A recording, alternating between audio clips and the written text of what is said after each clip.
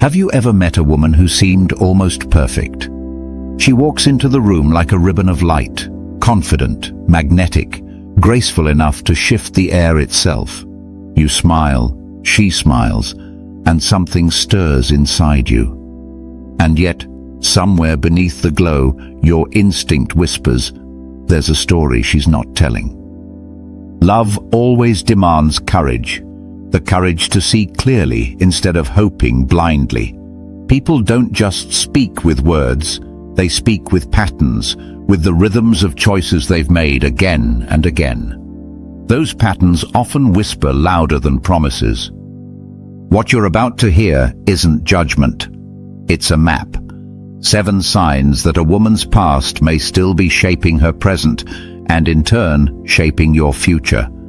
You don't need to condemn anyone, you only need to notice, so you can choose with eyes wide open. And when intimacy comes too soon, fireworks or scars. In the beginning, it often feels like stepping into a dream. You meet her, and within moments, the spark is undeniable. She leans toward you with effortless charm, an easy joke, a casual brush of her hand against yours, a smile so warm it feels like you've known each other forever. The pace is quick, almost dizzying. She makes you believe in serendipity, in cosmic timing, in fate itself. You find yourself thinking, this must be destiny. But here's the truth most men overlook. What feels like destiny can sometimes be nothing more than routine. When intimacy comes too quickly, it isn't always proof of deep attraction. It can just as easily be the echo of repetition, the kind of behavior so practiced that it flows without thought. What looks like openness may in fact be erosion, the natural barriers of trust worn thin by too many encounters that started with fire and ended in ashes. A woman who truly treasures connection usually carries a certain grace in the way she approaches closeness. There is a pause in her rhythm, a delicate hesitation before the first touch, an awareness that intimacy is not just another step, but a threshold. That pause is not born of fear or repression, it is born of reverence. She understands that intimacy is heavy with meaning, that it changes the nature of two people the moment it is crossed. But when those barriers vanish almost immediately, when closeness feels casual rather than sacred, you must ask yourself, is this genuine connection, or is it simply a pattern repeated until the meaning has slipped away? Pay attention to the details that most men miss. Does she blush when the conversation grows personal, her body language betraying that she is still weighing the moment? Does she linger on the words, letting silence stretch so that intimacy can bloom naturally? Or does she glide through the entire exchange like an actress moving through lines she has performed 100 times before? That difference is crucial, because the danger is not that she is bold or confident. Those are beautiful qualities. The danger lies in mistaking practiced ease for rare magic. Fate, when it arrives, has a heartbeat. It is steady, unfolding, layered with meaning. Habit, by contrast, is smooth, frictionless, almost too perfect. And if the first time feels rehearsed, if the spark feels instantly familiar, it may not be because you're her soulmate. It may be because she has repeated this scene with too many co-stars. And here's the hardest part. Once the wonder of intimacy has been reduced to routine, it is nearly impossible to bring back the awe. You cannot rebuild the reverence of a moment meant to be rare when it has been lived too many times without care. So pause. Breathe. Notice the rhythm. If she carries that gentle hesitation, that reverence for closeness, cherish it, because it means she still sees intimacy for what it truly is, not just something to do, but something to feel, something rare enough to be sacred. 2. The emotional wall, an open house with locked rooms. She draws you in effortlessly.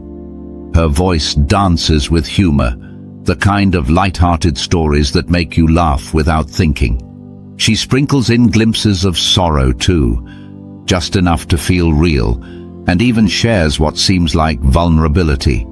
Moments that make you believe you are walking into the deeper chambers of her heart. For a while you feel chosen, invited into a sacred space. But then you ask something that matters. You ask about the shadows of her fears, about the childhood that shaped her, about the decisions that left scars she doesn't like to remember. And suddenly, the atmosphere shifts. The warmth cools. She pivots with elegance, turning the moment into a joke or gliding into another subject so smoothly you almost miss the deflection. It feels like you reached for a doorknob, only to find it locked. This is where many men confuse a wall with a boundary. Boundaries are healthy. They are doors that can be opened with time and trust. They protect both people while intimacy slowly grows.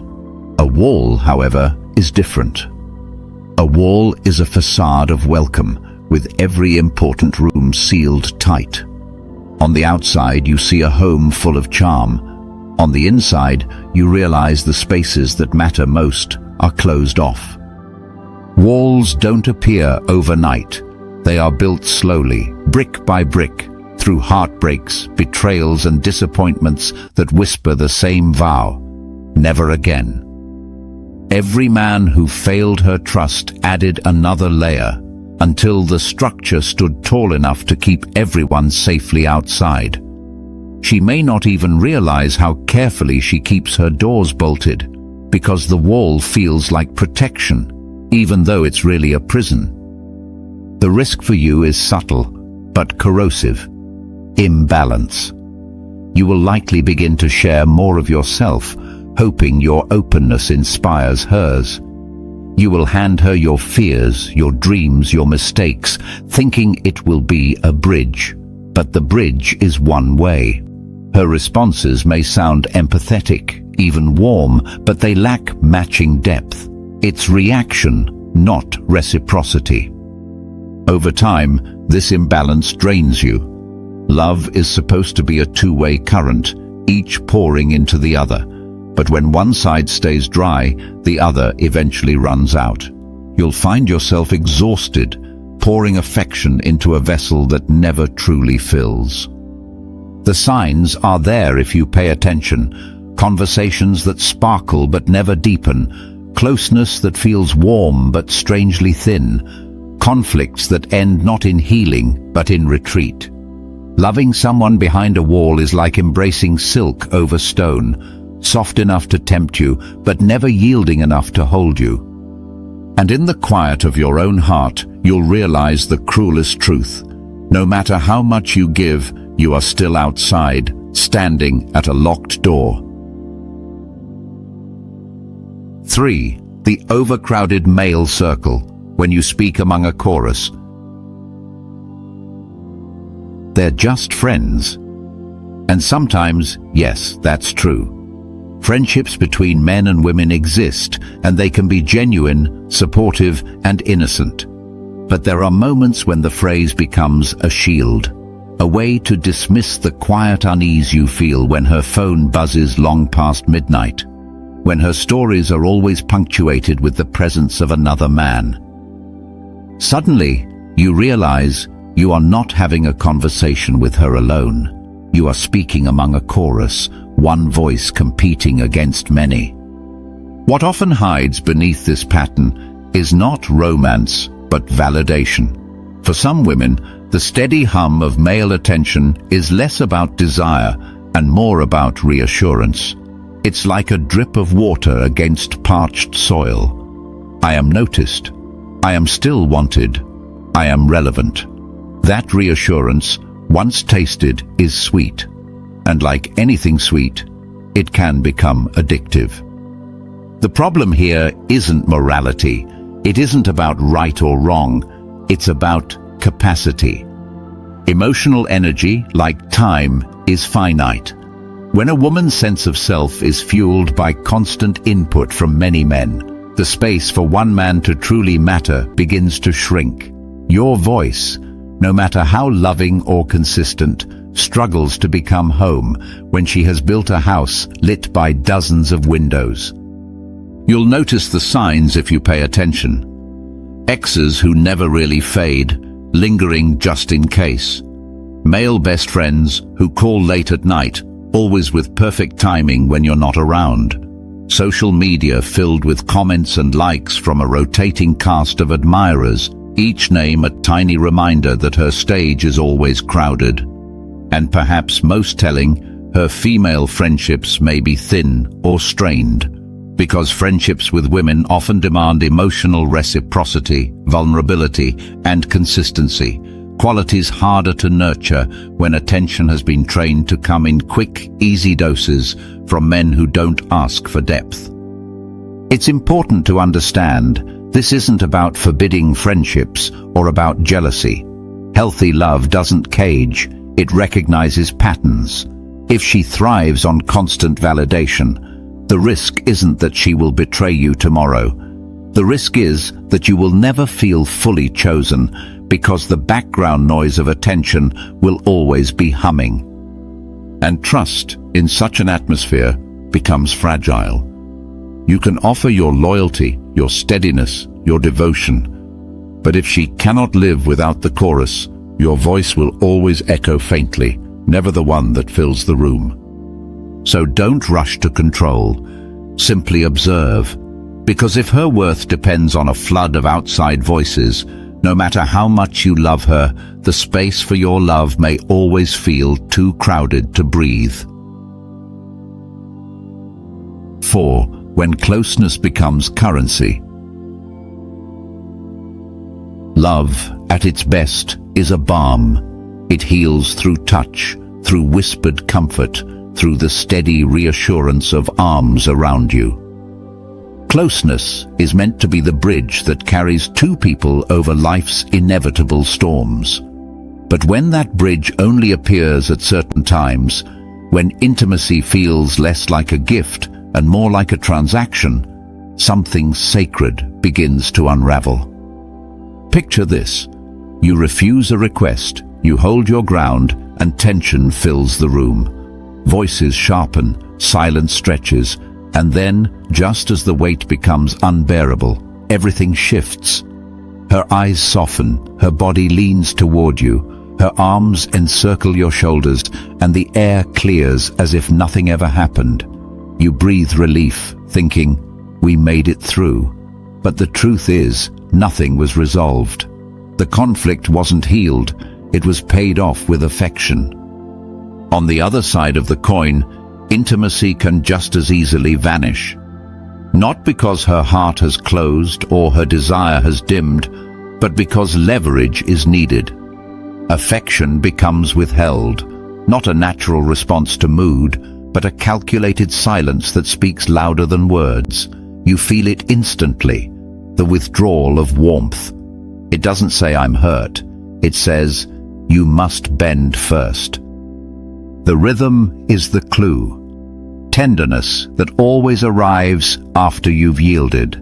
Passion that always dries up the moment you stand firm. Over time, you recognize the pattern. Closeness is no longer spontaneous, no longer a reflection of love's natural ebb and flow. It's currency, and in a relationship built on currency, one partner always pays more. The cost is not counted in money, but in self-respect and truth. You begin to bite your tongue, to soften your convictions, to bend where you once would have stood straight, all in the hope of earning back her embrace. The very thing meant to heal you becomes the chain that holds you. But the answer isn't paranoia, nor is it the cold withdrawal of your own affection. The answer is language, clear, kind but firm. You can say, I love our closeness, I want to hold you, but I need us to face the truth before we fall into each other's arms. Let the embrace be the celebration of honesty, not the way we bury it. If she meets you there, something beautiful happens. closeness returns to its rightful place, not a bargaining chip, but the bloodstream of connection. Love flows freely again, not as payment, but as proof. Because true intimacy is never earned through surrender. It is shared through truth, through healing, through the kind of closeness that doesn't demand a price. 5. When you're read too quickly, understanding or training. There are moments when you meet someone, and within minutes, it feels as if they see straight through you. She notices the subtle way you square your shoulders when you're uncertain, the small fracture in your confidence that you thought you hid well, the ambition burning quietly behind your smile. To be seen like this is powerful. It's intoxicating. It makes you feel chosen, special, understood in a way the rest of the world has overlooked. But real understanding doesn't come in a rush. It takes time to listen, to share, to discover. When it happens too quickly, you must ask yourself, is this intuition or is it practice? Sometimes it's not a miracle of connection, but the result of repetition. A woman who has walked through many relationships may have studied patterns, learned which gestures reveal insecurity, which words uncover pride. What feels like soul-deep recognition may, in fact, be skill, polished through countless stories before yours. And here is where the danger lies. In the beginning, her attentiveness feels like passion. Every compliment lands exactly where your ego lives. Every glance tells you she notices what others missed. You feel invincible in her presence. But over time, you begin to notice another rhythm. Each high is followed by a low that leaves you chasing her reassurance. The more she withholds, the more you crave her approval. That isn't passion, it's conditioning. She knows when to praise, when to retreat, when to lean close, and when to step just far enough away that you stumble forward to close the gap. It's not always conscious manipulation. Sometimes it's simply a learned reflex, a survival strategy, but the result is the same. Your emotions begin to rise and fall on her schedule. Don't be ashamed for reacting. Hearts are wired to respond to warmth and withdrawal. It's human. But pause long enough to ask yourself, does this relationship set my emotions free, or does it hold them on a leash? Because love is meant to be a key, not a chain. It should unlock your strength, not tether it to someone else's moods. If you find yourself measuring your peace by her expressions, if your confidence soars only when she approves and collapses when she turns away, then you've already surrendered the reins. And no love worthy of the name will ever demand that surrender. True love doesn't train you to respond. It invites you to grow, to stand steady in your own power. Anything less is not love. It is control dressed in romance. 6. When the past is told like public record. This is not a question of numbers, nor is it about tallying a history that can never be changed. It is about reverence, about whether intimacy in her world still carries a sense of rarity, a hush, a weight. Think about the way some people speak of their past loves. For them, the stories are wrapped in gentleness. They choose their words with care, not because they are ashamed, but because they understand that intimacy, even when it belongs to yesterday, still deserves a measure of respect. It is treated as something private, like a letter tucked in a drawer, folded carefully, kept safe. Now imagine the opposite. Imagine someone recounting moments that should have been sacred with the same tone they'd use to describe a weekend trip or a movie they once saw. No pause, no softness, no awareness that what they are sharing was once a piece of their soul. When intimacy is spoken of this casually, it reveals something profound. It may have lost its weight. Because intimacy, repeated without reverence, begins to lose its rarity. And when rarity fades in memory, it often fades in the present as well. What should be treasured becomes routine. What should be private becomes anecdote. The sacred becomes ordinary, and the ordinary is easily forgotten. Pay attention to how she speaks of what came before. Does she soften her voice when recalling moments of closeness, acknowledging the tenderness even if it belongs to the past? Or does she tell the stories with a shrug, as though each relationship were just another chapter to skim over? A woman who respects her past usually respects her present. The way she holds yesterday is often the way she will hold today. But if every detail is laid bare to anyone who asks, if her boundary between private and public feels like a sheer curtain fluttering in the wind, then your trust may one day be standing in that draft, exposed, unprotected, vulnerable to the same casual retelling. This isn't about shame. It's about value. It's about whether intimacy for her is still something that can be honored, something that carries weight. Because the truth is simple, if she cannot recognize the sacred in what came before, she may struggle to recognize the sacred in what she has with you now. And love, true love, requires more than attraction. It requires reverence.